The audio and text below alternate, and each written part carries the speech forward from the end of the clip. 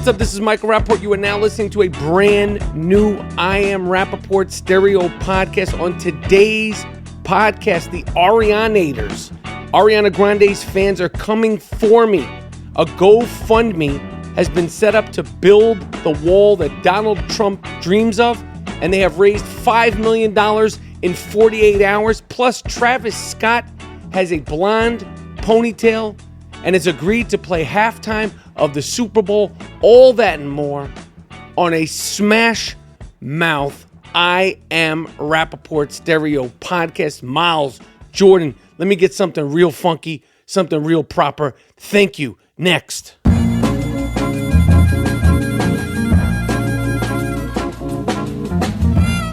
Bowl season is here. It's time to get in on the action with my bookie. Do not be that guy with no rooting interest as your relatives, your friends sit around watching the game and making money. Not this year, when there are a record 41 college bowl games to bet on, including the national championship on January 7th. It is really the most wonderful time of the year when it comes to sports and when it comes to sports betting. Make sure you're ready for the daily action by signing up today at MyBookie. They pay fast when you win. The ownership there really cares about fantastic customer service, and they have the best, the craziest, the easiest prop bets. Where you bet is just as important as who you're betting on, and if you want to win money during the bowl season, you got to go to MyBookie. I trust them, I use them, but you don't have to take my word for it. Check them out yourself. Join now. Join today, and MyBookie will offer you a 50% deposit bonus to make sure you have a real nice and real proper bankroll for bowl season. They've also got NBA and NFL bet lines and props. Use the promo code Rapaport, RAPAPORT, when you deposit to activate the offer. That's Rapaport at MyBookie. You play, you win, you get paid. Go to mybookie.ag now. Do not forget to use the promo code Rapaport.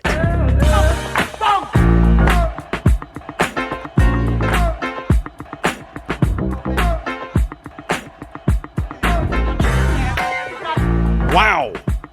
Woo! To quote the great Ric Flair. Woo! This is the I Am Rapaport stereo podcast, the Disruptive Behavior Network. My name is Michael Rapaport, a.k.a. the Gringo Mandingo, a.k.a. the White Chocolatito, a.k.a. the Jake LaMotta of Podcasting. If you never listened to the I Am Rapaport stereo podcast before, welcome. Welcome to reality. We are here. We do not fact check. We do not stat check. And we do not date check. So, if you do not have the I Am Rapaport stereo podcast and you are not a premium subscriber, you missed out on I have to say, they're getting better and better. The premium I Am Rapaport stereo podcast that we dropped on Wednesday, December 18th, in primetime premium podcast, and we call that PPP. We discussed a whole bunch of things. Little did I know on that day when I sent out a tweet about Ariana Grande. Little did I know that I would be under attack. You know, I talk my shit and I don't even think twice. This is the I Am Rapaport stereo podcast. We are here to disrupt. The whole fucking thing was set up to disrupt. Okay? Sent out a tweet on Wednesday. Fucking thing has been nonstop since then. This morning, yours truly, me, the Gringo Mandingo, was trending #1 on Yahoo. And let me tell you something from the bottom of my fucking heart. When I send out these tweets, when I do these cat videos, there's no second thought. There's no conscious effort. There's no premeditated plan. I do the cat video. Who the fuck knows what's going to happen? Do the tiki torch tough guy rant? Who the fuck knows what's going to happen? There's so many different tweets about this and that and the other. And sometimes, some of these tweets, some of these videos, I don't know what it is. Sometimes, I wish I knew. If I fucking knew, I'd be a gazillionaire. But I sent out a tweet saying, and a picture of Ariana Grande. It wasn't even my own joke. I wish I could take credit for the fucking joke. It wasn't even my own fucking joke. Longtime fan of the I Am Rapaport Stereo podcast. He came up with the genius. He came up with the brilliance. I simply said, Ariana Grande is 27, acts like she's 12. You take off those boots she hides her legs in, the cat eye makeup and the genie ponytail, and I think there is hotter women working the counter of Starbucks. No disrespect to ladies of Starbucks. And I showed a picture of Ariana Grande. Listen, I don't fact check. I don't know when this woman posts this picture. I sent a picture of Ariana Grande looking fantastic, makeupless. And golly, jeez. Motherfuckers are just nonstop. They coming at me saying, I can't even retrack and rehash all the shit. I'm sexist. I'm shameful. I'm belittling. I'm this and that and all sorts of things. I'm this, that, and the third. From all over the world. The Arianators, I think that's what they're called. Her fans are called the Arianators. First of all, how can I pay the little monsters or the pink Barbies to get into beef with the Arianators and distract them from me? You're filling up my DMs, you little fucking twerps, you little shits. Get out of my DMs, you little fucks. Lady Gaga has the little monsters and Nicki Minaj has the barbs or the pink Barbies. I want to hire a couple of little monsters and pink Barbies to go after the Arianators. They're all a bunch of fucking kooks, nut jobs, sicko fans. Get a fucking life, freaks. I could give two shits about Ariana Grande. The only song of hers that I know is this Thank You Next song, which is currently #1 or something or other, that was written 2 weeks after she broke up with poor Pete Davidson. After she broke up with poor Pete Davidson, she hired 17 writers. I believe there's 17 writers on that song. And she put out this song, Thank You Next, talking about all the different guys she's been with, and this she learned this one from that one, and this one from this one. And 2 weeks after she broke up with poor Pete Davidson, did you not know that this guy was sensitive? Was this all a plan from the beginning? This guy fucking spent all his money, all the money he had to buy you a ring.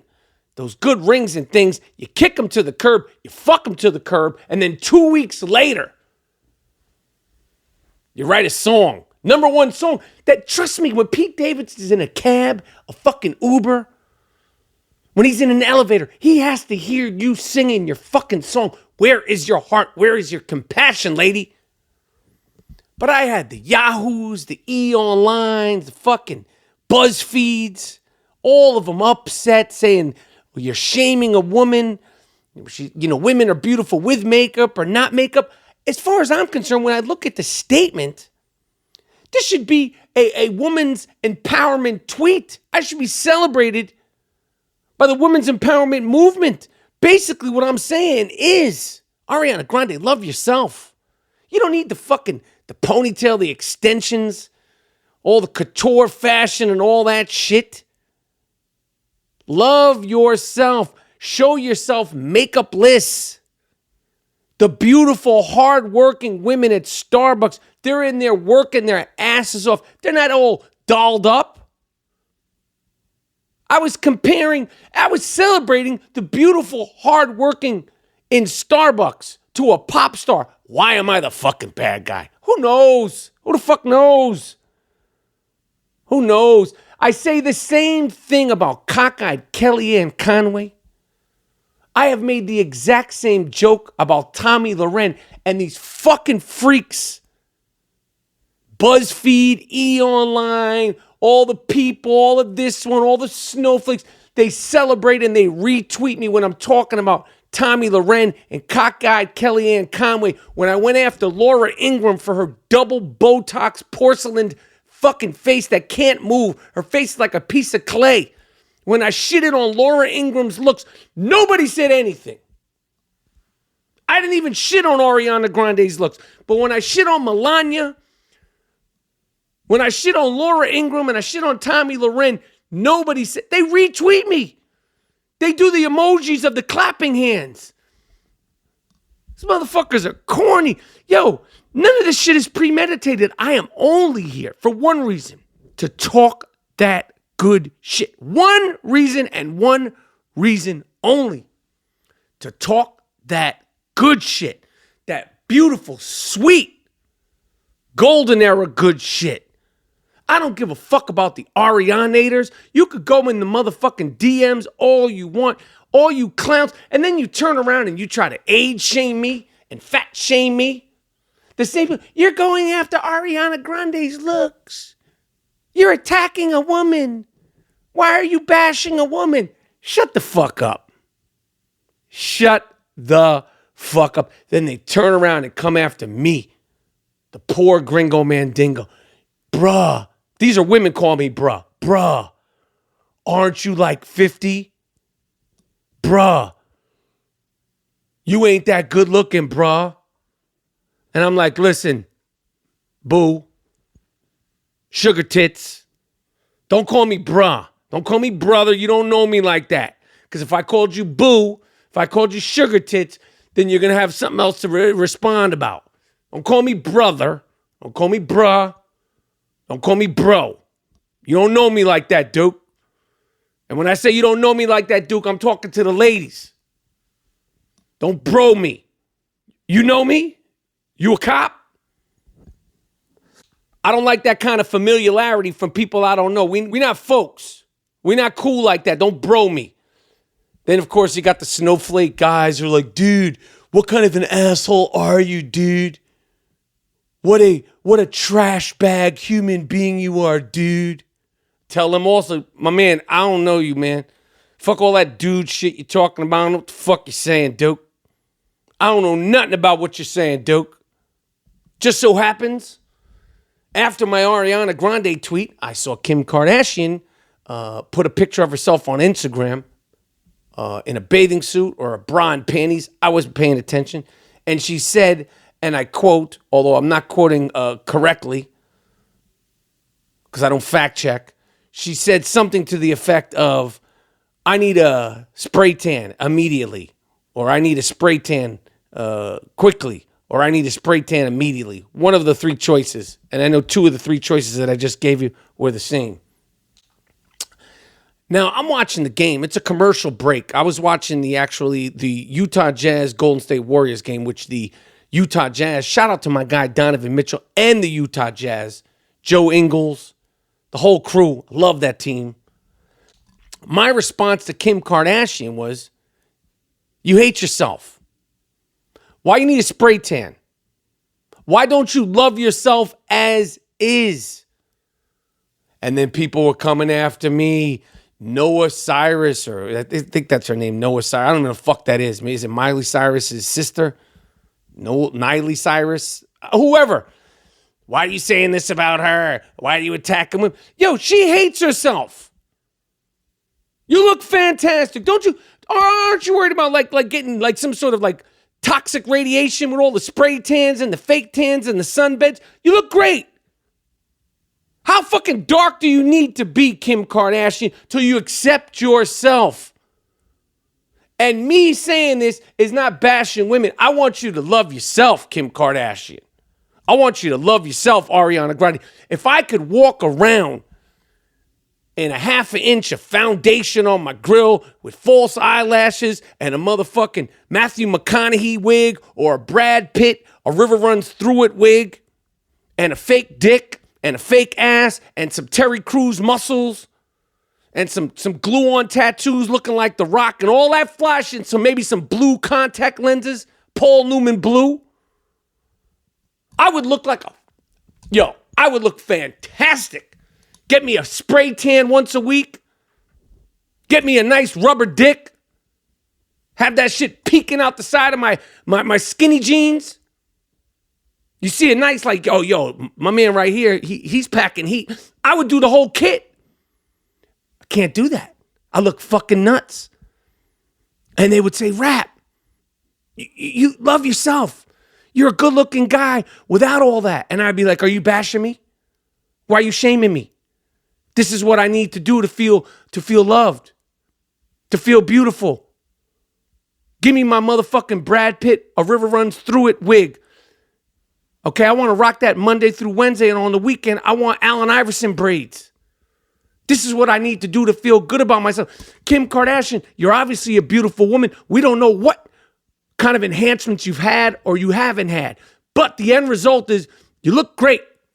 What more do you need to do? It's wintertime. Why the fuck you need a suntan? Love yourself. That's all I'm saying. Shit. But if anybody out there could hook me up with a Brad Pitt, A River Runs Through It wig, yo, you know where to find me. I Am Rapaport Podcast.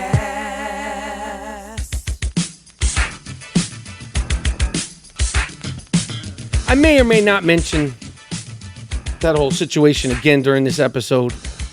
But next on the docket, Travis Scott, who is on the cover of Rolling Stone magazine, looking like my man Boo Shonda from the Pink Houses in Brownsville, with a blonde wig and a blonde ponytail, or I don't know if it's a wig, maybe it's just a ponytail, has agreed. I don't know if anybody saw that picture of Travis Scott, but he got a blonde ponytail. That shit is tight. Look, my man Boo Shonda, he used to take a lot of shit in the 80s because everyone was like, yo, who the fuck you think you are, Boo Shonda? Why you got a blonde ponytail? He had a blonde ponytail in the 80s. That shit ain't new. But people used to call him all kind of shit. And he could fight. I think he might have been gay. But he used to take a lot of shit from a lot of people. But he could throw hands. And Travis Scott got a blonde ponytail. He's agreed to perform at halftime of the Super Bowl with Maroon 5. Or separately from Maroon 5, whatever. He's agreed to perform halftime of the Super Bowl, which I think officially ends all the people who are protesting the Super Bowl or Super Bowl halftime performance in honor of Colin Kaepernick. That's not happening. See, these motherfuckers think you could... Listen, let me explain something to you, okay? They've talked about having Outkast perform in Atlanta. They've talked about having Jermaine Dupri, who I think is producing the whole segment. I think there's a whole Atlanta hip-hop theme that's going to go down. These performers need to make money. They need to keep their careers going. If they get an opportunity to perform at the fucking Super Bowl during halftime, they're going to do it. All of them. And there's no shame in that shit. The fuck is the matter with you people?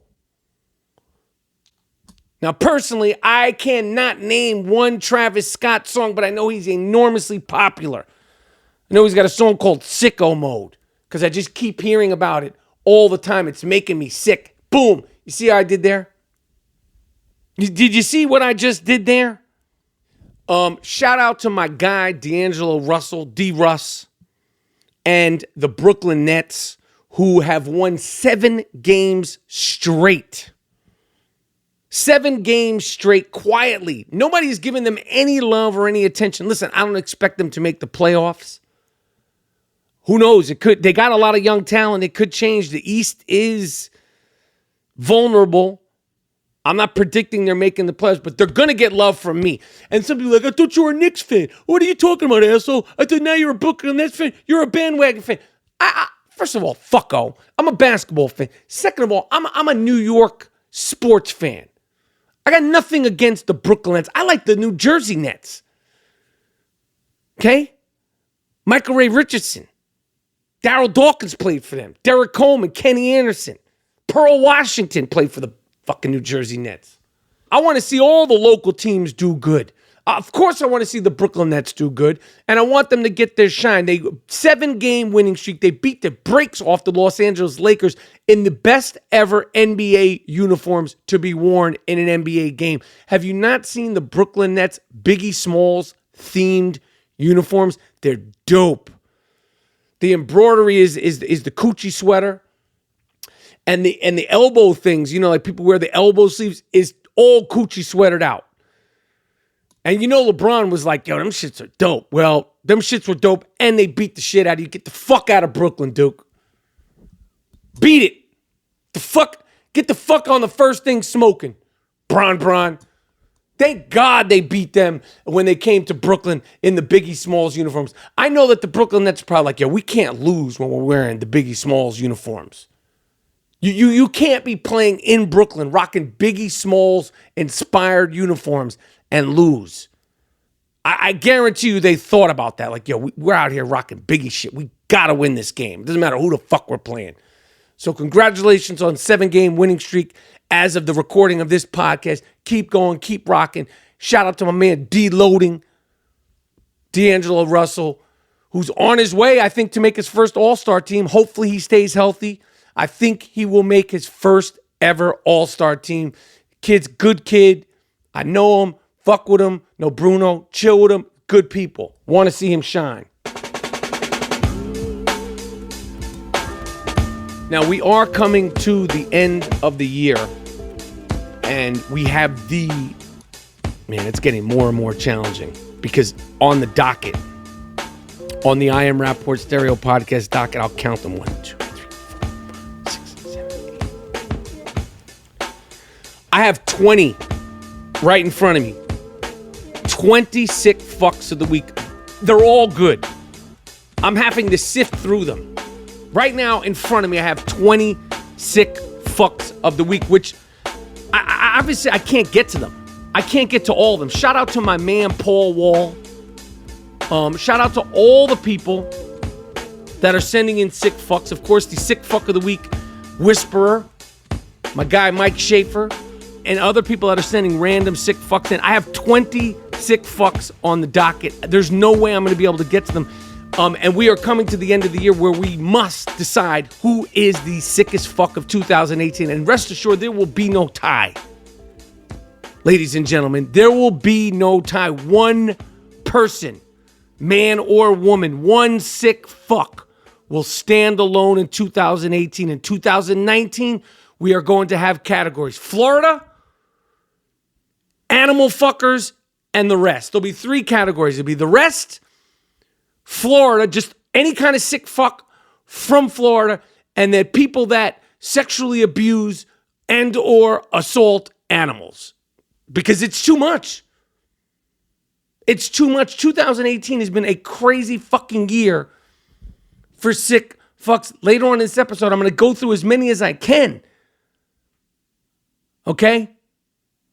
But it's just like people are making late pushes to try to get in that sweet 16 of sick fucks.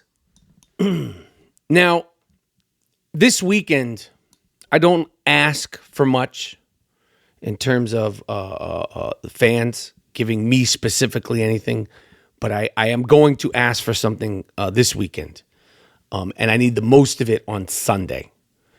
I am in 2 fantasy football finals. I try not to ask for much. I am here to give gold. I am in 2 fantasy football finals this weekend. The games start on Saturday. They play Sunday and then on Monday. Please, I am asking from the bottom of my heart, folks, ladies, gentlemen, people listening, old fans, new fans alike. On Saturday and Sunday and on Monday, please send me some good fantasy football vibes. I'm not saying pray. I'm not saying don't pray. Okay, so again, I'm not saying if you're a religious person or a spiritual person, I'm asking you to pray for me. But I'm also saying if you want to, I'll take it. Okay? You could read between the lines there. Yoga, meditation, Buddhist, Jewish, Catholic, Roman Catholic, whatever the fuck you're into. I don't care. I don't care. Saturday, Sunday, Monday. I'm not asking you to pray for anything other than the success of Rapaport's Delight, a.k.a. A History of Violence, a.k.a. That Thing's Big, a.k.a. Make It Stop, Make It Stop. That's all I'm asking for. I'm not asking you for anything else. And I want to win both of these leagues, both of them. Okay, to refresh you, in the Howard Stern, the Stern Show Fantasy Football League, I am playing Mush Mouth J.D. Harmeyer. They are calling it the Mush Mouth versus the Motor Mouth. I want to bury this cocksucker. Once and for all, I want to bury this motherfucker drooling. He drools. He wears glasses and he sweats on his glasses. He fogs up his own glasses with his own body sweat and his body heat. Okay? I don't care that he's a nice guy. I could give a I'm a nice guy. Well, why doesn't that factor into the fact that I'm a nice guy? Okay? Guy's a fucking nutcase. I want to bury his ass. Period. In his fucking glasses with the drool still drooling. In my other league, I'm playing some no-name fuck. Okay? Joe Button, gone. CC Sabathia, bye-bye. Ja Rule, see you later. See you fucking later. Okay? 2 games, 2 championships, 2 chips, 2 rings. You know what this means. You know what this means for me. I don't want to get upset. I don't want to get emotional. You know what this means to me. I'm right there. I'm on the fucking precipice of greatness. I can't lose 2 championships. I need to win both. No, one doesn't mean more than the other. I need to win both. Please, send me anything you got.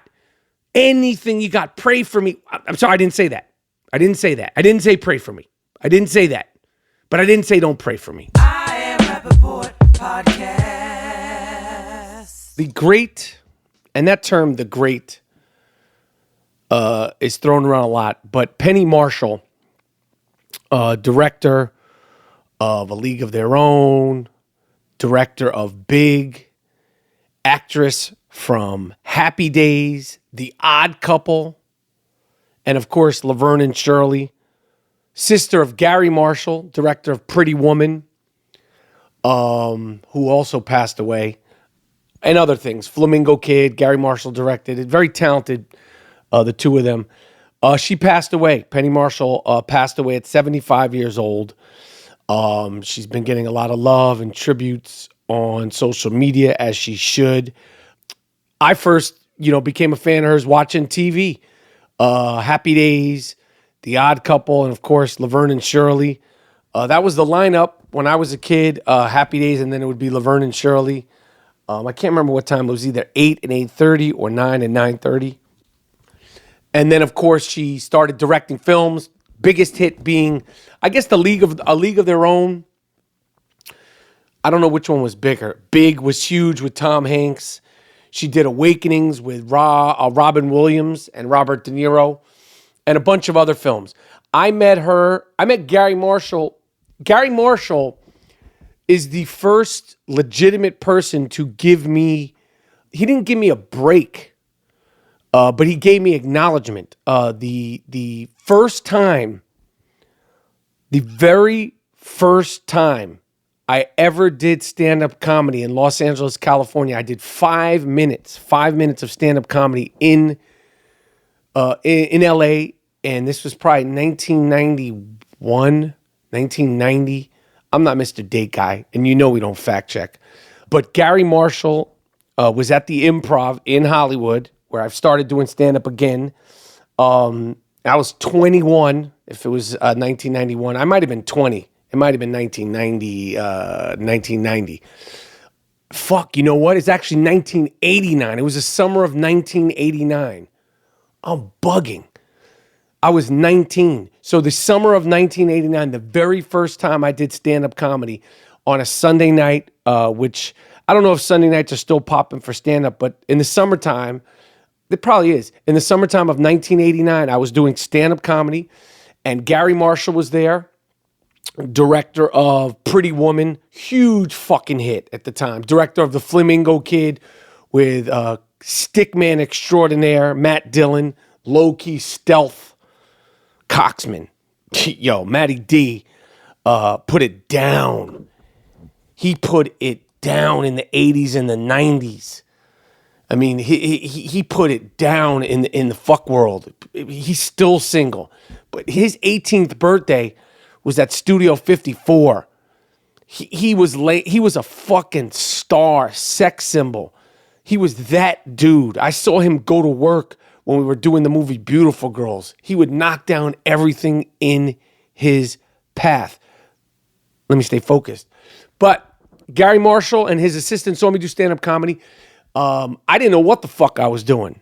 I had done stand-up comedy about 5 times, literally did 5 minutes, and I was, I had a good personality. I didn't have a bit. I didn't have an act. I just talked shit. I mean, literally, imagine me at 19 years old. I didn't know what the fuck I was doing, but I had a lot of attitude, and I wasn't scared, which is rule number 1 when you're doing anything in the arts. You cannot be scared, and if you are scared, you have to be like Mike Tyson coming into the ring during his prime, and you have to control your fucking fear. And when it comes to stand-up comedy, controlling your fear means talk shit or die trying. So afterwards the show, this girl, his assistant, came over to me and she's like, I'm working with Garry Marshall.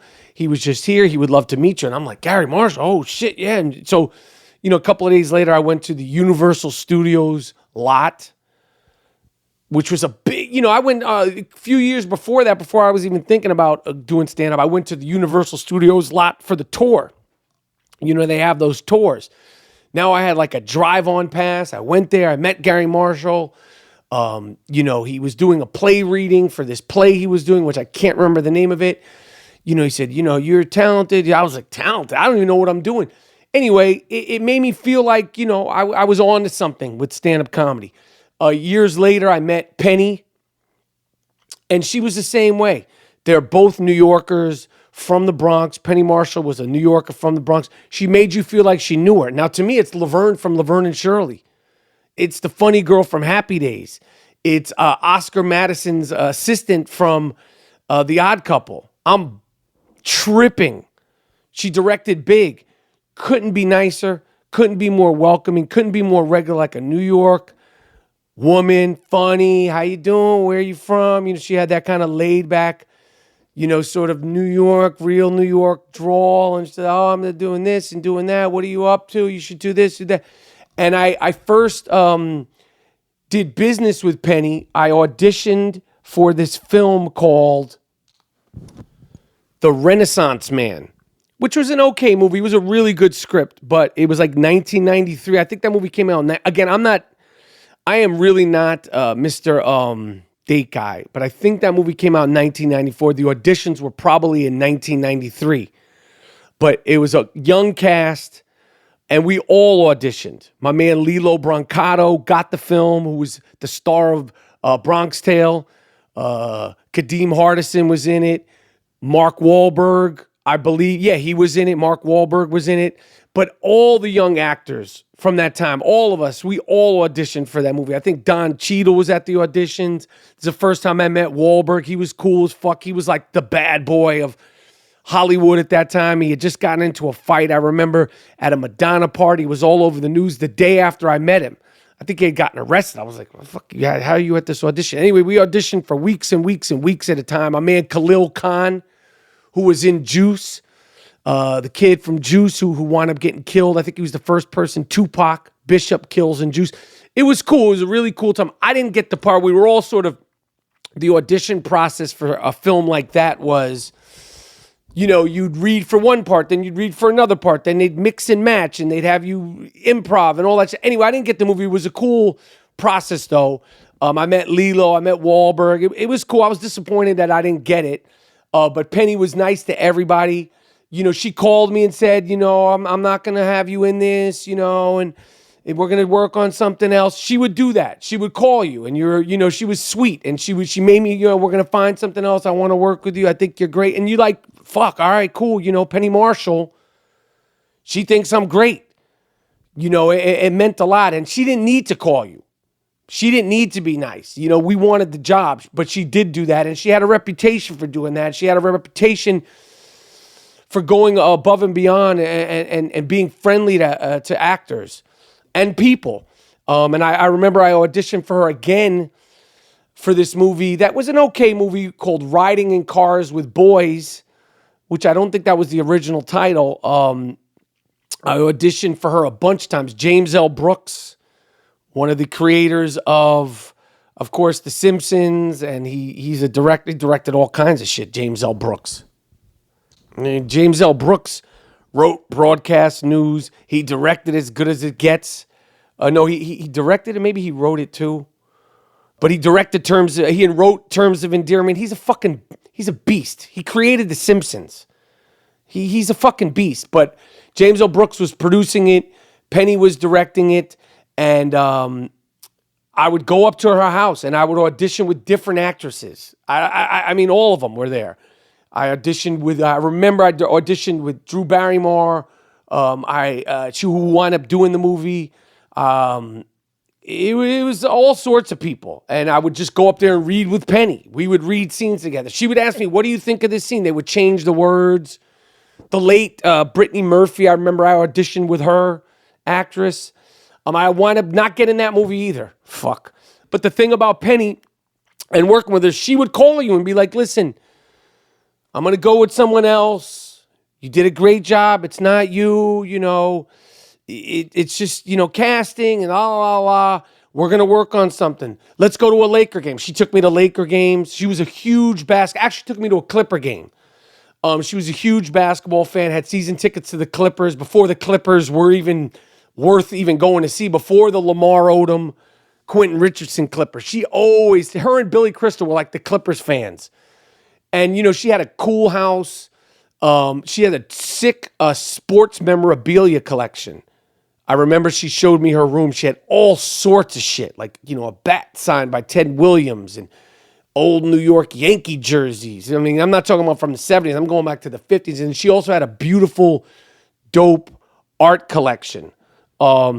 Anyway, she was always cool with me, always nice, friendly to everybody, warm to everybody, and had this quality to make me as a young actor feel like I was special and to feel like I could do something in this business when she didn't have to. You go into audition, 99.9% of the times you either get the part or you never hear from them again.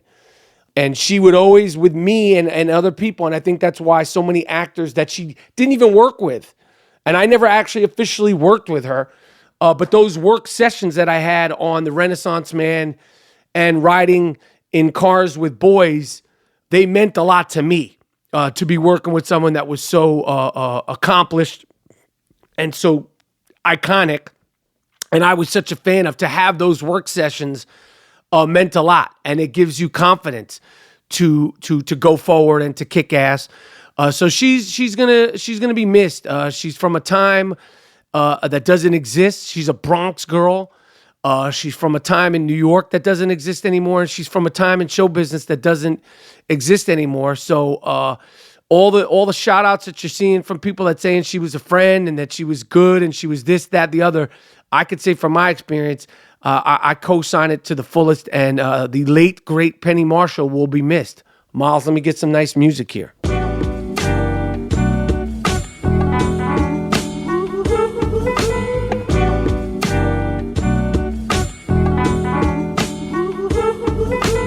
So, Dick Stain Donald Trump,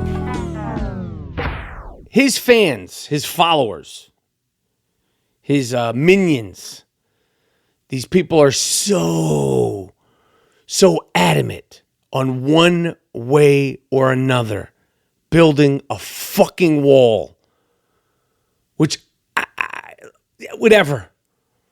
Okay? Dick Stain Donald Trump's like, if I build that wall, I'll definitely get reelected 2020. I don't know. I have no fucking idea. But by everything that I know, and I don't know much, but by everything that I know, you ain't getting the wall, Duke. The government ain't building you the wall. Mexico ain't building you the wall. You ain't getting the wall, Duke. I'll say it again. You ain't getting the wall, Duke. So some sick fucks, I believe it's a guy who was a triple amputee. God help this guy. An Air Force veteran and triple amputee set up a GoFundMe to finance the building of the wall themselves. This has got to be some of the dumbest shit I've ever heard of in my fucking life. Actually, since I started the podcast, and I am breaking rule number 1 of the I Am Rapaport stereo podcast, about 40 minutes later, no bullshit, they have raised $6.8 million motherfucking dollars. And by the time you hear this podcast, it'll probably be even more than that. So it's 6.8. Let's round it off to $7 fucking million. These fucking lunatics have gave for a GoFundMe to build the wall. First of all, you dumb fucks. This isn't an art project. You're not financing a record. You're not financing a movie. You could give $17 billion fucking dollars in dumb fuck money. If the government doesn't allow the wall, it doesn't allow the wall. You could have money to build fucking whatever you want. But the fact that they raised $6.8 million, let's call it 7, that quickly is really crazy. It's fucking nuts. It just goes to show, like, all these people, these hardworking people, all these people who are out there struggling, there's no jobs, there's no gist, they're having problems, there's no jobs. Make America great again. America's pretty fucking great if you could raise $6.8 fucking million for a wall that's never going to be built. You dumb motherfucker, you. I was going to do a full ILO, but I'm going to ruin my voice. Shred it. Can't shred it. Can't shred it. Won't shred it. All right. You know what time it is. You hear the music. That is the Sick Fuck of the Week theme song. The Sick Fuck of the Week is, of course, an award that is earned, not given. It is an award that is earned, but not given. It doesn't just go out to any and every sick fuck. Oh, no. It goes out to a certain kind of sick fuck with a certain kind of, what did the French say? Oh, yeah, a je ne sais quoi. Now, as I told you earlier, I have 20 of them. I don't think I could get to all of them. I honestly, I have more than 20. The sick fuck whisperer, my guy Mike Schaefer, no bullshit, I probably have 50 of them.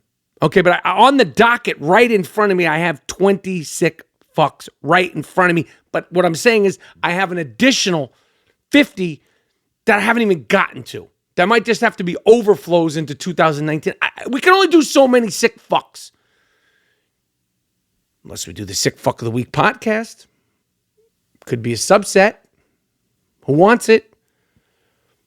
Could be a good thing. A college athlete has been disowned by her parents. This young girl, Emily Sheck, came out as gay, and her sick fucking parents have disowned her.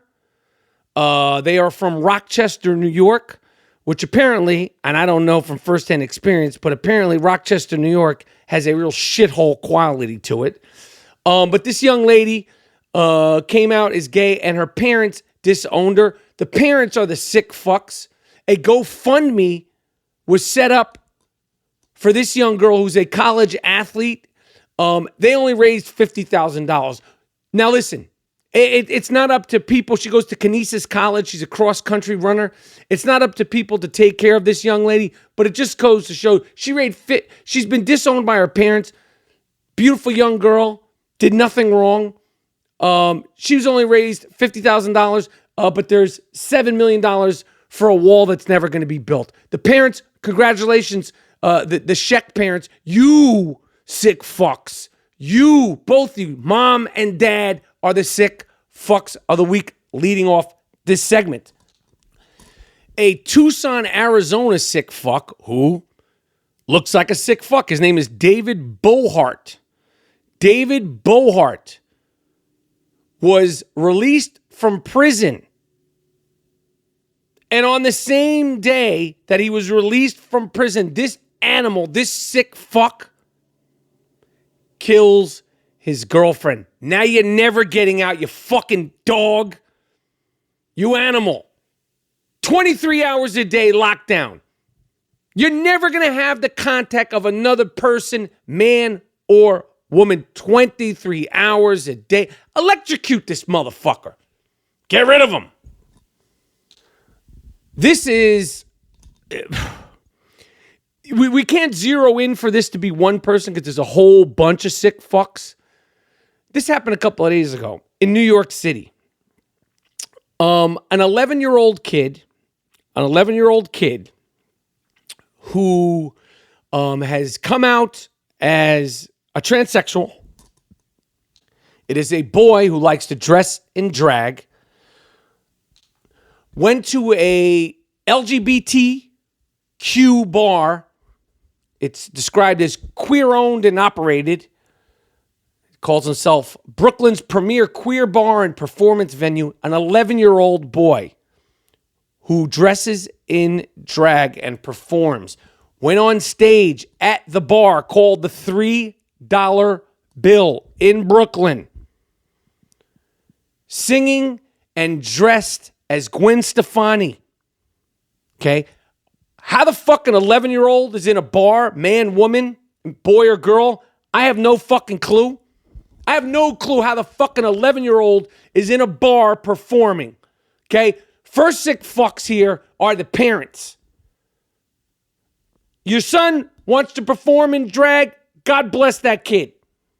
The fact that you let your son perform in front of adults in a bar, you're a sick fuck. While this young boy, dressed up as Gwen Stefani, was performing, adult patrons were tossing $1 bills at this boy as if he were a male stripper. This is not made up. I got people calling me all sorts of shit. USA Today, Us Weekly, this, that. I got people, and on the same day, there's an 11-year-old in a gay bar in Brooklyn prancing around like Gwen Stefani getting dollar bills thrown at him by adults. And I'm the fucking bad guy here. This bar should be shut down for letting in an 11-year-old. Okay? The owner should be, the whole place should be shut down, and the parents should be looked at by the fucking authorities. I couldn't zero in on one sick fuck here because there's a number of adult sick fucks. And if you're throwing dollar bills at an 11-year-old boy dressed up as Gwen Stefani in a bar in the evening, then you're a sick fuck too. Next on the docket, Florida. You know, I can't do 20 fucking sick fucks without having, one from Florida. It's just mathematically, it's just impossible. A man known as Santa Claus in Panama City, Florida, was arrested for breaking into a neighbor's home, leaving her notes and leaving her panties, underwear that he wanted to see her wear. When they caught the man, who again is known as Santa Claus, who looks like a sick fuck. His name is Isidro Sanchez. He's got the only thing that makes him look like Santa Claus is the fact that he's got a beard. His eyes are disturbing. When they caught this sick fuck, he had, this is real, 90 pounds of underwear in his car. 90 pounds of women's panties in his car. Lock him up. I don't know what the charges are. I don't know what you do with somebody like that, but you got to toe tag this motherfucker. In Worcester, Massachusetts, a 29-year-old sick fuck, a woman named Ashley Mace. Now, I know we have a lot of fans up there. Does anybody know Ashley Mace from Worcester? Not surprising. Ashley Mace looks like a sick fuck. Looks like she's probably doing little bath salts and, from the looks of things, some of those gray skies. They arrested this animal, probably a junkie, but they arrested her on animal cruelty charges. She tried to drown her dog. She didn't like the dog. She didn't want the dog anymore. She tried to drown her dog. Enough said. You're a sick fuck. I give her 15 months in prison for that. If it's up to me, I give you 15 fucking months. This isn't so much a sick fuck thing. This is just a lack of empathy from Sesame Street. Sesame Street will have one of its Muppets, one of the characters on the Sesame Street, which is now on HBO, I believe, will experience homelessness to teach kids compassion and empathy. I think that's great. I think that's fantastic. But what about my motherfucking man, Oscar the Grouch? This motherfucker's been living in a garbage can for 40 plus years. Nobody did shit about it. You go over there, you antagonize him, you tease him, you berate him. Nobody moved him out of the motherfucking garbage can for 40 plus years. It's nice that you're introducing a new character. It's nice that Sesame Street is continuing to keep teaching lessons to the youth. But what about my motherfucking man, Oscar the Grouch? Can he get a crib? A one-bedroom apartment, a studio, something? Get him a tent? Something. Sleeping bag? Motherfucker's been living in a garbage can for 40 plus years. Do the right thing. This was sent directly from our sick fuck of the week whisperer, a guy named Kasim Kurham. Kasim Kurham, who I think has teardrop tattoos, 2 or 3 teardrop tattoos. I don't think they are birthmarks. This 23-year-old sick fuck from Birmingham, Alabama, or Walsall Road, Birmingham, Alabama. I don't know. Somewhere down there in Birmingham. This guy's definitely needs to be put in contention for a sick fuck of the year. This animal broke into a funeral home. Okay? Sick already. Then he went through different corpses. Went through and looked through multiple coffins to find the one he wanted to sexually penetrate. I'm sorry. I am actually reading it from the actual report. He had a certain type. He went through multiple coffins. The whole thing was caught on surveillance video to find the one he wanted. Then he sexually assaulted a dead body. What do you do with somebody like this? This is cuckoo nest shit. This is one flew over the cuckoo's nest shit. Where do you put a person like this? Imagine you're in jail. Imagine you're in prison, okay? And you get a cellmate, and you start to talk, and you say, hey, yo, Kasim, yo, what are you in here for, Duke? And he tells you that. Even if you're a sick fuck, this guy's a sick fuck than you. How do you deal with that? How do you process that? I don't know. And finally, an infamous Italian veterinarian / hunter who we talked about, who posts pictures last year of himself killing lions. He's a game hunter. He kills lions. He kills deers. He's killed leopards. He's killed all sorts of wild animals. Sorry, asshole.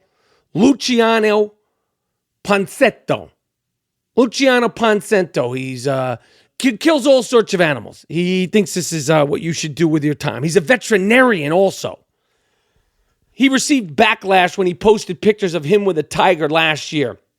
Again, this is so twisted that he's a veterinarian. Well, this asshole was out hunting birds a couple of days ago. Yeah? This prick slipped and fell into a nearby ravine. You know what I say to Luciano Ponsetto?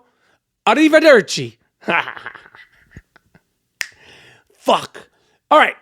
It's the I Am Rapaport Stereo Podcast. What more can I say? What more can I say? To quote the great Sean Carter, a.k.a. Jay-Z. You know where to find us. Okay? Tuesday, the 25th. Tuesday, the 25th of December, Christmas Day. I will be on the Hoffer app giving away at least $1,000 in cash prizes. Folks, I'm not giving away a bar of soap. I'm not giving away bags of potato chips. When I say I am giving away $1,000 in cash prizes, the Lakers are playing the Golden State Warriors. You know who I'm rooting for, but this has nothing to do with that. The Hoffer app, I'll be there. I got cash fucking prizes. I would be so happy for an I Am Rapaport Stereo Podcast listener to win. It's based on your predictions on the game. You can download the app, HOFR. I will be on there live. I'm giving shout outs and all that. And you can win up to $1,000 in cash prizes for your predictions on the Golden State Warriors Lakers game. Our next episode will be on Monday. We're coming back Monday, Christmas Eve. Okay? We're not dropping it on Christmas. We come back Monday, Christmas Eve. Maybe we're not. I don't fucking know. But as of now, Christmas Eve, not Christmas. I Am Rapaport Stereo Podcast. What can I say? Miles, Jordan, please take us out of here with something real nice. Something real proper.